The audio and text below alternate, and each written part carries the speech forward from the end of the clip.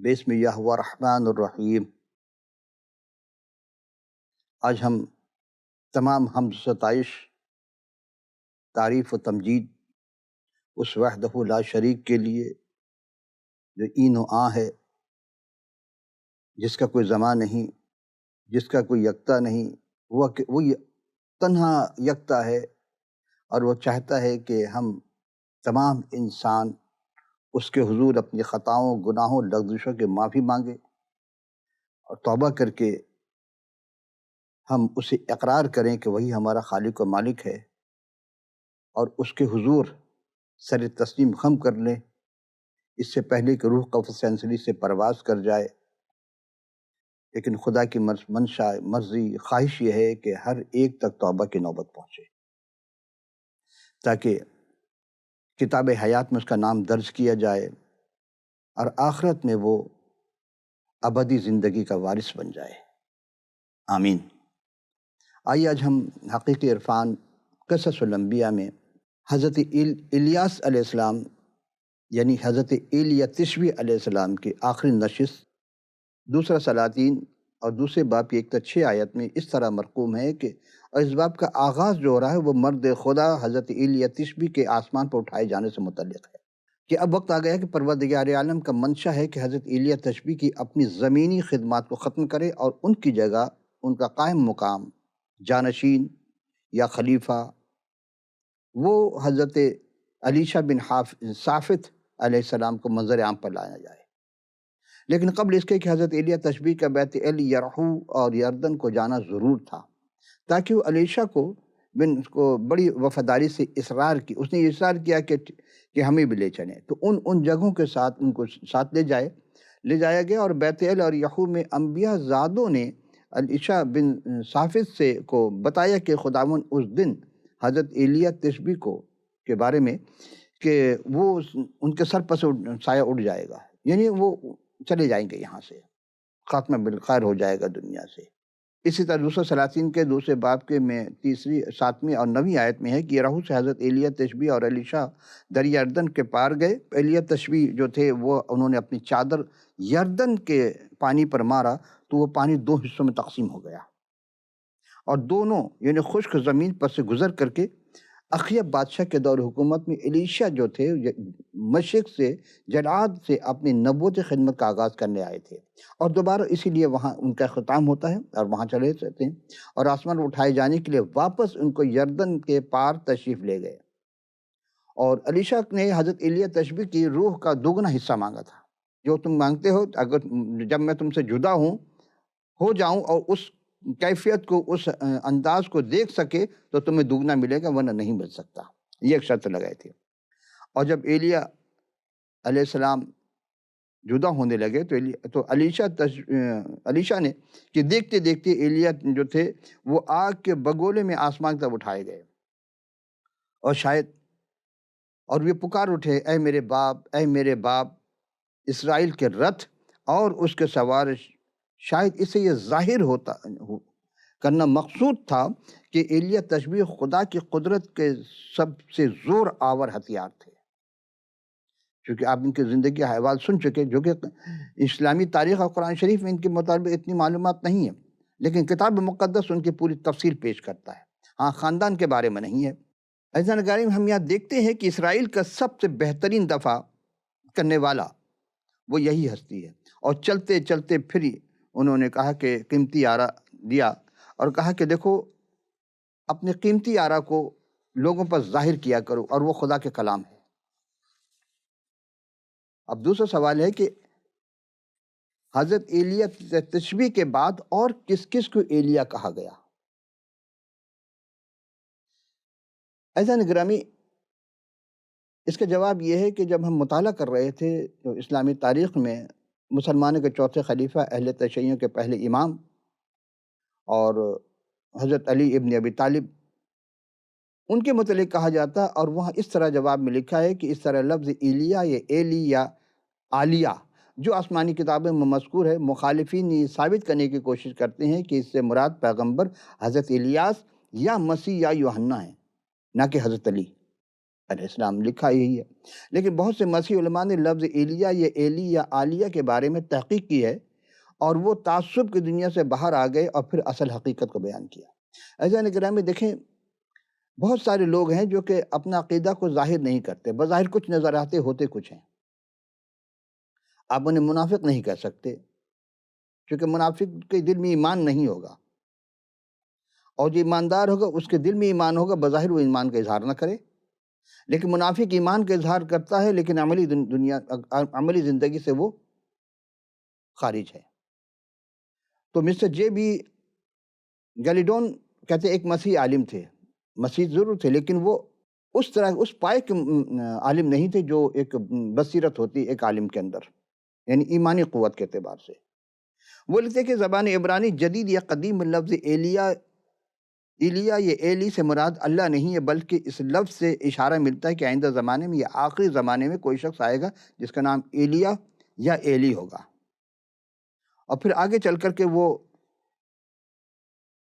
A notebook on Old and New Testament of the Bible, published in London in 1908, volume 1, page 428 میں وہ کہتے ہیں کہ یہ حوالہ دیا انہوں نے، اور پھر دوسرا حوالہ لکھتے ہیں کہ حکیم سید محمود سیالکوٹی کتاب جو انہوں نے ترتیب دی تھی یا تالیف کی تھی، اس کا نام تھا علی اور پیغمبران۔ وہ دلائل اور شواہد میں ثابت کیا ہے کہ اس اسماء ایلیا یا ایلی یا عالیہ سے مراد حضرت علی علیہ السلام ہے۔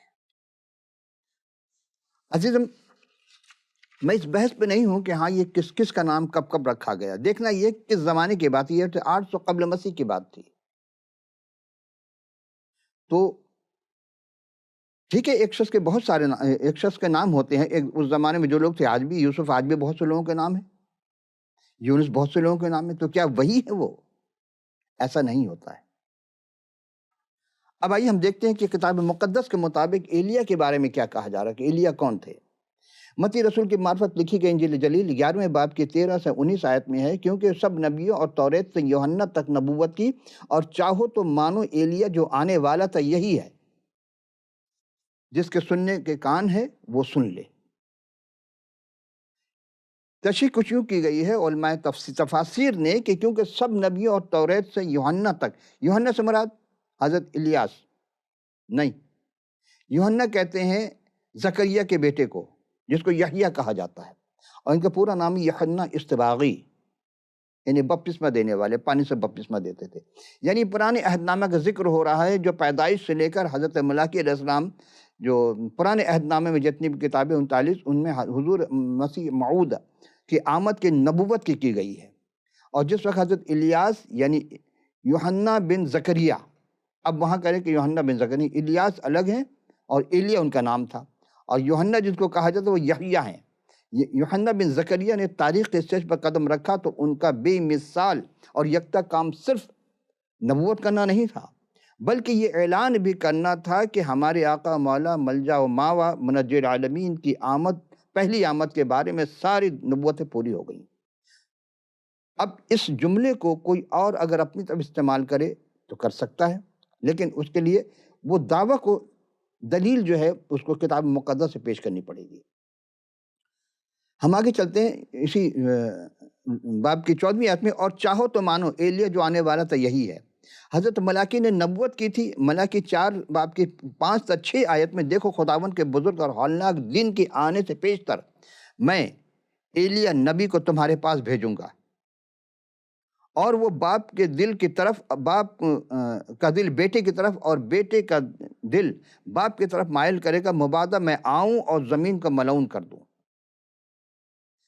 اب آگے ہے کہ اب غور طلب بات ہے کہ اگر لوگ یسوع کو مسیح موعود قبول کرنے پر آمادہ ہوتے ہیں تو پھر یوحنا یعنی یحییٰ جو ہیں وہ حضرت ایلیا کے کردار پر پورے اترتے ہیں۔ وہ کیسے؟ سوال یہ پیدا ہوتا ہے۔ یاد رکھیں کہ حضرت ایلیا جو تھے وہ دوبارہ مجسم ہو کر یوحنا کی صورت میں نہیں آئے۔ بعض لوگ یہ خیال ہے جی وہ دوبارہ اسی صورت میں نہیں، دوبارہ اس صورت میں نہیں ہے، چونکہ جو ایک دفعہ آ گیا دوبارہ ایک ہی ہستی آنے والی ہے، وہ ہم آگے چل کے پیش کریں گے۔ اب یہاں یہ ہے، اب غور طلب بات یہ ہے کہ اگر لوگ مسیح موعود کو قبول کریں گے، کرنے پر آمادہ ہو جائیں گے تو ایلیا کا کردار پوری طرح وہاں ہمیں نظر آتا ہے، اور دوبارہ مجسم ہو کر وہ یحییٰ نہیں ہے جو ایلیا کے لباس میں آئے۔ ہاں کیوں؟ کیونکہ اگر ہم بحوالہ یوحنا رسول کے معرفت لکھے انجیل جلیل کے پہلے باب کی 21ویں آیت میں جا کر ہم نظر ڈالتے ہیں، عمیق نگاہ ڈالیں، تو انہوں نے اس سے پوچھا پھر کون ہے؟ کیا تو ایلیا ہے؟ اس نے کہا نہیں، میں نہیں ہوں۔ گویا کہ یوحنا نے خود ایلیا کا ہونے کا انکار کی دیا کہ میں ایلیا نہیں ہوں۔ تو پھر آئیے ذرا ہم لوقا طبیب کی معرفت لکھی گئی انجیل جلیل اس کے پہلے باب کے 17ویں آیت کا مطالعہ کرتے ہیں، اور ایلیا کی روح اور قوت میں اس کے آگے آگے چلے گا۔ یہ اس کے آگے آگے کس کے چلے گا؟ ٹھیک ہے، یہ بات کسی حد تک مان لیتے ہیں کہ یوحنا میں ایلیا کی قوت موجود تھی، جو ایلیا میں قوت تھی وہ یوحنا میں تھی، لیکن یہاں سوال یہ پیدا ہوتا ہے کہ اس کی آگے آگے چلے گے، کس کی آگے آگے چلیں گے؟ یہ کس کی طرف کا اشارہ ہے؟ کہ اشارہ ہے حضور المسیح کے آگے آگے یہ چلیں گے، اور ان کے زمانے میں تھے، اور وہ یہ کہتے کہ توبہ کرو کہ خدا کی بادشاہی نزدیک آ گئی ہے، اور آج بھی یہی اعلان ہوا ہے، توبہ کرو کہ خدا کی بادشاہی نزدیک آ گئی ہے۔ لیکن اسی بات کو جب متی رسول کے معرفت لکھی گئی انجیل جلیل کے 11ویں باب کے 15ویں آیت میں ہے کہ جس کے کان ہے، جس کے سننے کو کان ہے وہ سن لے۔ اور کتاب المقدس میں پرانا عہد نامہ میں 61 بار اور نئے عہد نامے 22 بار اس لفظ کو استعمال کیا گیا ہے، کان کا بار بار دہرایا گیا ہے، اور سارے لوگ جو یوحنا کو پہچان سکے، نہ ان کی خدمت جو اتنی بڑی اہمیت کے حامل تھے اس کو بھی نہیں سمجھ سکے۔ اس لیے خداوند نے یہ بھی کہا کہ جس کے کان ہے سن لے، یعنی وہ سن لے۔ کیا مطلب؟ کان نہیں ہے، کان تو سب کے ہوتے ہیں۔ جس کے کان نظر نہیں آتے وہ جانور ہوتے ہیں، وہ ان کے جو وہ انڈے دیتے ہیں، اور جو کان نظر آتے ہیں وہ ممالیہ ہوتے ہیں، ان کے ریڑھ کی ہڈی ہوتی ہے اور وہ بچے جنتے ہیں۔ یہ فرق ہے کان۔ جس کے کان نظر آتے ہیں وہ بچے دیتے ہیں، اور جو کان نظر نہیں آتے، غور کر لیے گا، پرندے میں ہو یا چوپائے میں کوئی نظر آ جائے، ایسا پانی کے ہو یا ہوا موڑنے والے پرندے ہو، لیکن وہ جس کے کان ہیں وہ بچے دیتے، جس کے کان نہیں ہے وہ اچھا بچے بھی اپنے بچوں کو دودھ بھی پلاتی ہے، جیسے چمگادڑ پرندہ ہے بظاہر، لیکن وہ اپنے بچے جنتی اور دودھ پلاتی ہے۔ یہی دیکھنا ہے کہ اس لیے خداوند نے کہا کہ جس کے کان ہے سنے، اور جس کے کان ہو وہ کیا نہیں سنتے؟ کان ہے۔ تو اس کے دو وجوہات ہوتے ہیں، یا تو وہ بہرا ہے یا وہ ڈیف ڈیم ہے، یعنی گونگا ہے، کیونکہ گونگا کے اندر بولنے اور سننے کی سماعت نہیں ہوتی، نہ وہ سن سکتا ہے نہ بول سکتا ہے، تو یہ دو چیز سے وہ اس صلاحیت سے محروم ہے وہ ہوتا ہے۔ اسی طرح ایک اور محاورہ ہے، جب کوئی بچہ یا جوان کسی بزرگ کے بات کو نہیں سنتا ہے تو یا تو بعض دفعہ کان پکڑ کر یا بغیر کان پکڑے کہتے کان کھول کر سنو۔ اس کا مطلب کان تو کھلے نہیں، بند ہے کیا اس کے؟ لیکن محاورے کے زمانے نے کہا کہ توجہ سے سنو، اس کا یہ مطلب ہے یہاں پہ۔ اسی طرح کہ کان کھول کر سنو، جب جس کے کان سننے کو کان ہے وہ سن لے، مطلب یہ ہے کہ دھیان دینا، توجہ دینا، اور اس بات کو ماننا، تسلیم کرنا، یعنی کہ جس بات کو سننے کے لیے ان کے معنی یا مفہوم کو سمجھنا ضروری ہے۔ اسی لیے کلام میں لکھا ہے کہ کس طرح کلام کو پڑھتے ہو، کیا سمجھتے ہو، جو لکھا ہے کس طرح پڑھتے ہو سمجھتے ہو۔ پڑھنا اور ہے، سمجھنا اور ہے۔ پڑھ تو سبھی لیتے لیکن غلط پڑھ جاتے ہیں، اور یہی بات مکاشفہ میں مرقوم ہے 2 باب کی 7ویں آیت میں کہ جس کان ہے وہ سنے روح کلیسیا سے کیا فرماتا ہے، یعنی جو غالب آئے میں اسے زندگی کے درخت میں سے جو خدا کے فردوس میں ہے پھل کھانے کو دوں گا۔ اب یہ جسم تو کھا سکتا ہے، کیا وہاں بھی یہی جسم ہوگا؟ نہیں جی، وہاں روحانی جسم ہوں گے۔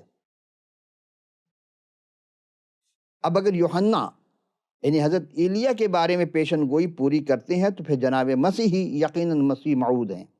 انہی الفاظ میں آقا یسوع المسیح نے تصدیق کی کہ یوحنا ایلچی ہے، اور وہ دوبارہ تاکیدی طور پر کہا کہ میں ہی خدا کا مسیح ہوں۔ اگر پہلی بات کو تسلیم کر لیا جائے تو دوسری بات کو تسلیم کرنا بالکل ہی آسان بلکہ لازم و ملزوم ہو جاتا ہے۔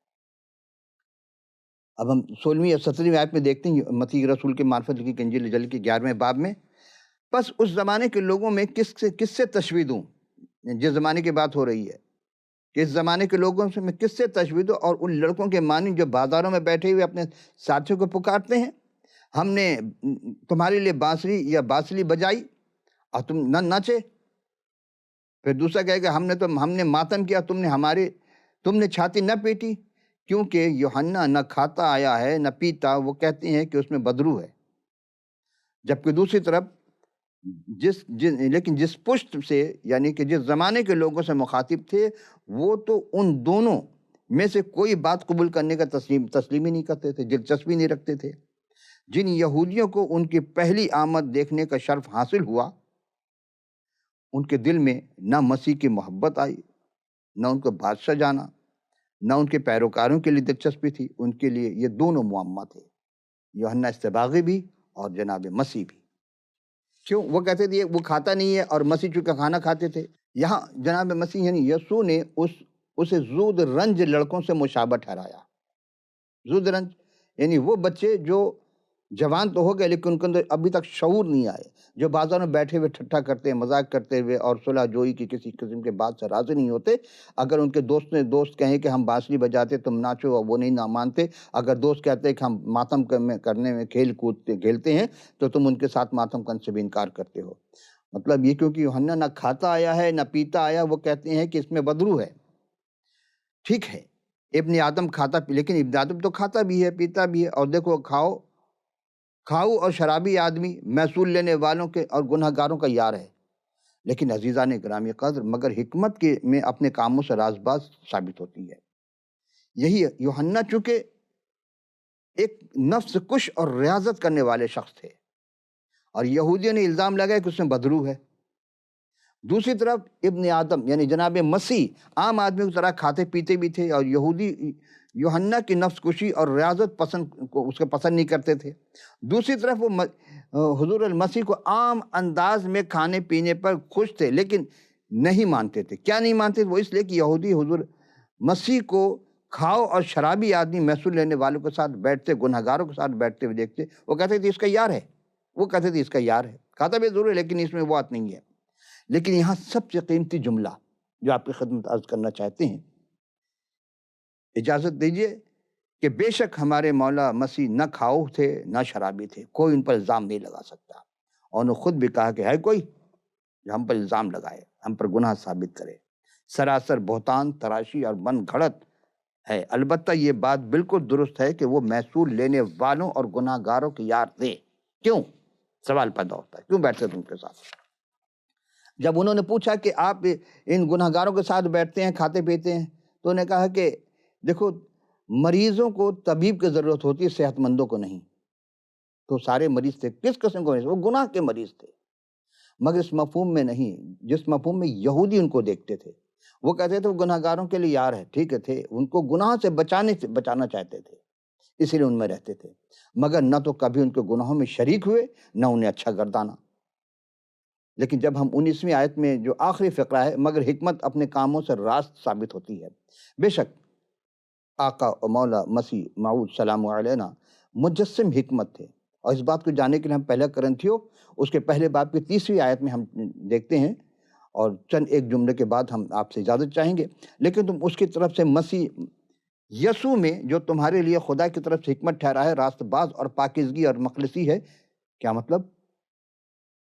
مطلب یہ ہے کہ غیر ایماندار بے شک حضور المسیح کی شان اقدس پہ کیچا اچھالیں، لیکن وہ ان کے کاموں کے سبب سے جو ان کے پیرو جو کرتے ہیں ان کے راست ٹھہرتے ہیں. خواہ وہ یہودی ہو، خواہ مسیح موعود کے بادشاہ تسلیم کریں یا تسلیم نہ کریں، لیکن ان کے معجزے جو ہوئے ہیں، ان کے جانثار شاگردوں کے روحانی انقلاب اور ان کے دعووں کی یہ پوری تصدیق کرتی ہے. آخری ایک آیت پھر ہم آپ سے اجازت چاہیں گے چونکہ دامن میں گنجائش نہیں ہے. مسیح ایک دفعہ پہاڑ پر سے اتر رہے تھے تو انہیں حکم دیا کہ جب تک ابن آدم مردوں میں سے نہ جی اٹھے، جو کچھ تم نے دیکھا اسے نہ کرنا. کیا دیکھا تھا؟ یہ ہم سے پچھلی نشست میں شاید گفتگو کر چکے. بات یہ تھی کہ جب پہاڑ سے اترتے، پہاڑ پر جب گئے تھے تو وہاں ان کے حیت تبدیل ہو گئی، صورت بدل گئی تھی. اور وہاں دو بزرگ اور آئے تھے، موسیٰ اور ایلیا. اب یہاں پہ اور وہ پورے جوش و خروش سے مقدم کرتے کہ مگر مولا مسیح کو گناہوں سے نجات دہندہ قبول کرنے کو تیار. کون تیار نہیں تھے؟ کس بات پہ؟ یہودی. تو ان کو کیوں منع کیا گیا؟ اس لیے کہ یہ لوگ چاہتے تھے کہ کوئی بھی ہو ہمیں رومی فوجوں سے، رومی حکومت سے نجات دلائے، اور ڈاکو کیوں نہ ہو. لیکن اسی لیے مسیح کو قبول نہیں کرتے تھے، کیونکہ بادشاہ بن کر آئیں گے تو انہوں نے کہا نہیں، ہم اس کو بادشاہ تسلیم نہیں کرتے. تو شاگردوں نے اس سے پوچھا کہ پھر فقیر کیوں کہتے ہیں کہ ایلیا کا پہلے آنا ضرور ہے؟ بات شاگردوں نے کیوں پوچھی؟ اس لیے کہ شاگردوں نے ابھی اپنے خداوند کے قدرت اور جلال کی پیشگی جھلک دیکھی تھی، لیکن ان کا پیش رو حال ظہور پذیر نہیں ہوا تھا. اگر ہم پرانے عہد نامے کی آخری کتاب ملاکی کے 4 باب کے 5ویں آیت میں دیکھیں، جس کا ذکر کر چکا کہ ایلیا البتہ آئے گا، سب کچھ بحال کرے گا، شاگردوں نے اس کے بارے میں استفسار کیا، پوچھا کہ خداوند نے اتفاق کیا کہ ایلیا کے پہلے آنا ضرور ہے تاکہ سب کچھ بحال کرے، حالات کی اصلاح کرے، مگر ساتھ ہی سمجھائے کہ ایلیا تو آ چکا. صاف ظاہر ہے کہ وہ یوحنا بپتسم دینے والے کے باب فرما رہے تھے، لیکن میں تم سے کہتا ہوں ایلیا تو آ چکا. انہوں نے نہیں پہچانا، بلکہ جو چاہا اس کے ساتھ سلوک کیا. اسی طرح ابن آدم بھی ان کے ہاتھوں سے دکھ اٹھائے گا. تب شاگرد سمجھ گئے کہ وہ استباقی کے بارے میں کہہ رہا ہے. اور یہاں جناب مسیح اپنی آمد ثانی کے بارے میں سے پہلے ایک نبی کا بتا رہے ہیں کہ جو بنی اسرائیل کا بادشاہ کی آمد کے لیے تیار کرے گا، اور یہ کہنا خود ایلیا ہوگا یا کوئی اور شخص. عزیزان کرام، یہ وہ پہاڑ پر گئے تھے مسیح، تو 6 دن کے خاص اہمیت کا بتاتے وہاں پہ، اور اہمیت حاصل کی. یعنی 6 کا عدد جو ہے وہ انسان کا عدد نکلتا ہے، اور 6 دن کام کرنے کے لیے خدا نے کہا تھا، 7ویں دن کہا کہ آرام کرو، اس دن خدا کا کام کرنا. یہاں بھی خداوند کا دن بادشاہی کا دن آتا ہے. تو جب لوکا طبیب یہ کہتے ہیں کہ سورج بدل گئی ہے، تبدیل ہونے کا واقعہ کوئی 8 روز بعد ہوا پیش آئے، تو صاف ظاہر ہے درمیانی دنوں کے پہلے اور آخری دنوں کے شمار کرتے ہیں، چونکہ 8 جو ہے جی اٹھنے اور نئے آغاز کا عدد ہے. جو علم العدد جانتے ہیں وہ شاید سمجھ سکے اس بات کو، اس لیے نہایت وجہ ہے کہ لوکا بادشاہی کے نئے آغاز کے مماثل ٹھہراتے ہیں. اب چونکہ جو شاگرد گئے تھے نیچے سے وہ پطرس، یعقوب اور یوحنا تھے، اور انہوں نے نجات دہندہ کی خاص قربت حاصل تھی، اور ان کو یہ بھی شرف حاصل ہوا تھا کہ خدا کے اس جلالی صورت کو دیکھیں. اور جب یہ ان کا جلالی بشری جسم اطہر پردہ میں ڈھکا ہوا تھا، لیکن اس موقع پر ان کی صورت جب بدل گئی اور ان کا چہرہ اقدس مثل آفتاب کے مانند چمکا اور ان کے پوشاک نور کے مانند سفید ہو گئی، یہی ان کی الوہیت کی دیدنی اظہار ہے. اور جس طرح کے پرانے عہد نامے میں جلالی بادشاہ بادل خدا تعالیٰ کی حضور کی علامت تھا، یہاں بھی وہی منظر ہے کہ خداوند یسوع مسیح اس حالت میں پیشگی جھلک دکھایا انہیں، ان شاگردوں کو. دیکھ لو کہ میں ہی ہوں جس طرح ہوں. تو ابھی وہ 1000 سالہ بادشاہی کی طرف اشارہ کریں کہ دوبارہ جلوہ افروز ہوں گے. ہم سب کو جو بھی ایمان لاتا ہے یا لائے گا، اسے ایک چیز کا خیال رکھنا بہت ضروری ہے کہ جو پہلی آمد تھی وہ خدا کے برے کے مانند آئے تھے، اور انہوں نے قربانی پیش کر دی صلیب پر. ہم گناہ گاروں کی خاطر انہیں اپنا خون کا اور جسم کا نذرانہ پیش کیا، کفن دیا گیا، دفن ہوئے، اور تیسرے دن مردوں میں سے جی اٹھے. پھر وہ 40 دن کے بعد صعود سما بھی ہوئے. اب جب دوبارہ آئیں گے تو وہ اس برے کی صورت میں نہیں آئیں گے، بلکہ یہودا کے قبیلے کا شیر ببر کے مانند ہوں گے وہ. اور آپ کو پتہ ہے شیر ببر کیسا ہوتا ہے؟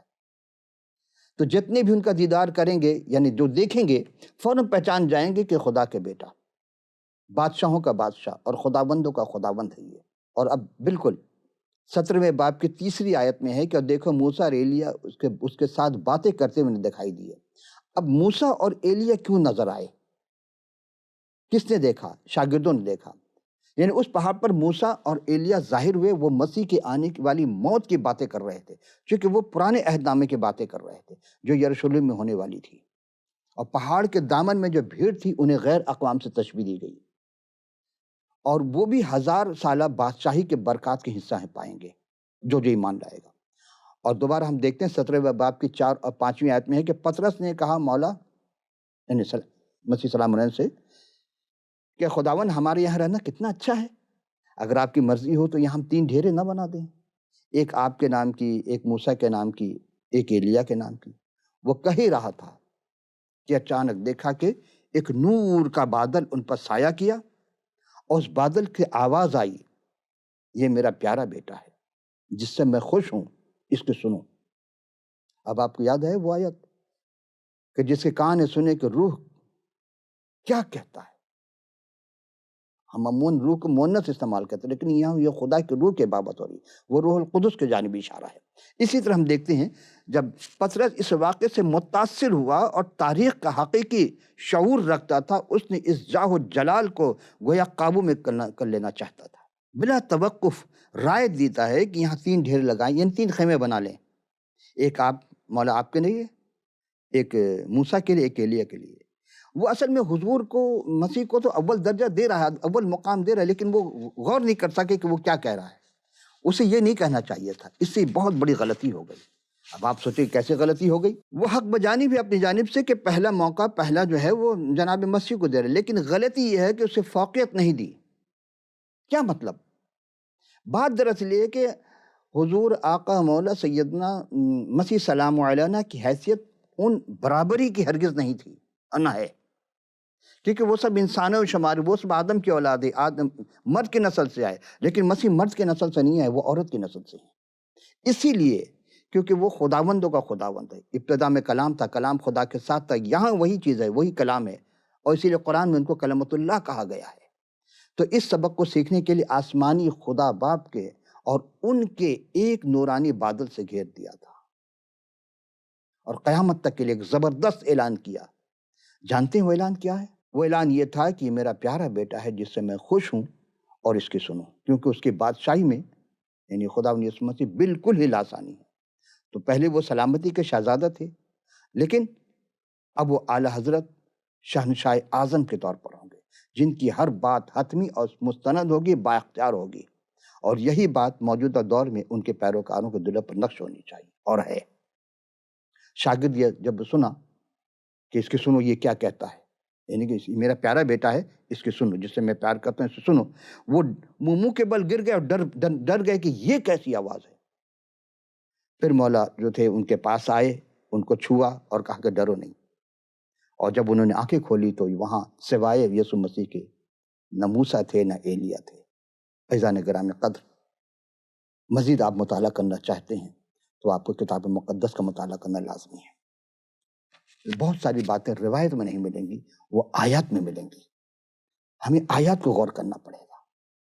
اور چلتے چلتے کہ اسکرین پر آپ کو اسکائپ، واٹس ایپ، ای میل، فون نمبر، جو بھی آپ کے لیے سہولت ہو، آپ ہمیں اپنا قیمتی آرا سے آگاہ کیجیے گا، اور اس کے بعد کتاب مقدس کے لیے آپ اپنا ضرور پورا پتہ بھی لکھ بھیجیے۔ ہم فی سبیل اللہ آپ کی خدمت میں کتاب مقدس ساتھ کریں گے۔ تو آئندہ نشید پھر حاضر ہو سب کے لیے اجازت، خدا حافظ ناصر۔ پروردگار آپ سب کو اپنے کلام کے برکات سے فیوز عطا فرمائے، آمین۔